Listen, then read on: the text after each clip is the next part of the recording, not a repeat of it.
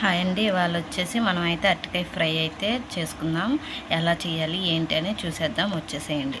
ముందుగా అయితే ఇట్లు చెక్కు తీసుకోవాలి. చెక్కు తీసుకునే ముందు నీళ్ళల్లో అయితే కొంచెం సాల్ట్, కొంచెం పసుపు అయితే వేసేసి పెట్టేసాను. ఇక్కడ అయితే ఇటు చెక్కు కోసుకొని చెక్కు తీసుకోవాలి. ఇలా అయితే సైడ్స్ కట్ చేసేసుకొని ఇప్పుడైతే చెక్కు తీసుకున్నాము. ఇదిగోండి, ఇప్పుడైతే చెక్కు తీసేసుకున్నాం. మనకి నచ్చిన సైజుల్లో అయితే పీసెస్గా కట్ చేసేసుకున్నాము. ఇదిగోండి, ఇలా అయితే ముక్కలు కోసుకున్నాను. ఇప్పుడు నెక్స్ట్ ప్రాసెస్ అయితే చూసేద్దాం. వచ్చేసేయండి. ఆయిల్ పోసుకున్నాక పోపు దినుసులు అయితే వేసుకోవాలి. ఇవిగోండి పోపు దినుసులు. ఆయిల్ కొంచెం బాగా హీట్ అవ్వాలి. ఇక్కడ కొంచెం ఆయిల్ ఎక్కువే పట్టుద్ది, ఎందుకంటే అడుగంటుకోకుండా ఉంటుందని కొంచెం ఆయిల్ ఎక్కువ వేసుకున్నాను. ఆయిల్ అయితే హీట్ అయిపోయింది. పోపు దినుసులు వేసుకున్నాం. దాని తర్వాత అయితే ఉల్లిపాయలు వేసుకుందాము. ఉల్లిపాయలు వేసుకున్నాం. కొంచెం కరివేపాకు. ఇప్పుడైతే కొంచెం అల్లం వెల్లుల్లిపాయ పేస్ట్ కూడా వేసుకోవాలి.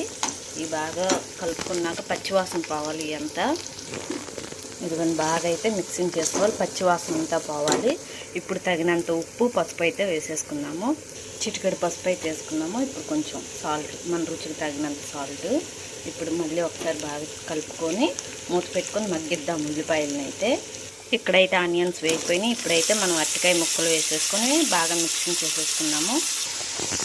ఇదిగోండి, ఇవైతే బాగా కలుపుకున్నాక ఒక 5 నిమిషాలు అయితే మనం మూత పెట్టి మగ్గిద్దాము.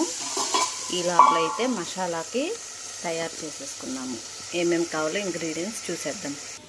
కారం, ధనియాల పొడి, జీలకర్ర, కొంచెం ఉప్పు, అలాగే వెల్లుల్లిపాయలు, ఎండు కొబ్బరి మొత్తాన్ని అయితే మిక్సింగ్ చేసేసుకుందామండి. ఒక్కసారి అయితే మెత్తగా పౌడర్ చేసుకుందాం వీటిని మసాలాగా. ఇదిగోండి, ఇలా అయితే పౌడర్ చేసుకోవాలి కచ్చాబిచ్చాగా, మరీ పేస్ట్ అవ్వకూడదు ఇది. ఇప్పుడైతే కర్రీ ఎందాక వచ్చిందో చూసేద్దాం. కర్రీ అయితే ఇక్కడ బాగా వేగుతుంది. ఆల్మోస్ట్ దగ్గరికి వచ్చినట్టే ఉంది. ఒక్కసారి బాగా కలుపుకొని ఈ మసాలా అనేది వేసేసుకుందాము. కర్రీ అయితే ఇక్కడ బాగా వేగిపోయింది. ఇప్పుడైతే మిక్సీ పట్టుకున్నది అయితే దీంట్లో వేసేసేద్దాం. ఇదిగోండి, మిక్సీ పట్టుకున్న పౌడర్ అయితే వేసేస్తున్నాను. ఇప్పుడైతే మొత్తం ఒకసారి కలిసేటట్టు అయితే కలుపుకున్నాము. అరటికాయ ఫ్రై అయితే రెడీ అయిపోయిందండి. చూసారా, మనకు అసలు ఎక్కడ ముద్ద అనేది లేదు అసలు. కొంతమంది అంటారు అరటికాయ ఫ్రై అంటే ముద్ద అయిపోయిద్ది, పొడి పొడిగా రాదు అని. అదేం కాదు. ఇదిగోండి, మన దగ్గర అయితే ఎంత పొడి పొడిలాడుతుందో చూసారు కదా. మీకు కూడా నా వీడియోస్ నచ్చినట్టయితే like, share, subscribe. Thank you for watching my videos. ఇదైతే టేస్టింగ్ ఎలా ఉందనేది నెక్స్ట్ అయితే చూసి చెప్తాను. స్టవ్ అయితే బంద్ చేశాను. నా దగ్గర అయితే కొత్తిమీర లేదు. కొత్తిమీర ఉంటే పైన చల్లుకుంటే ఇంకా చాలా టేస్టీగా ఉంటుంది. ఇది ఇవాళ నా చిన్న వీడియో. మీకు కనుక నచ్చినట్టయితే thank you for watching.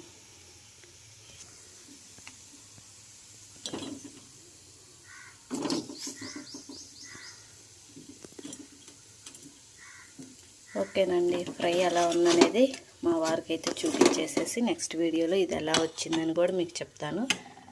Bye.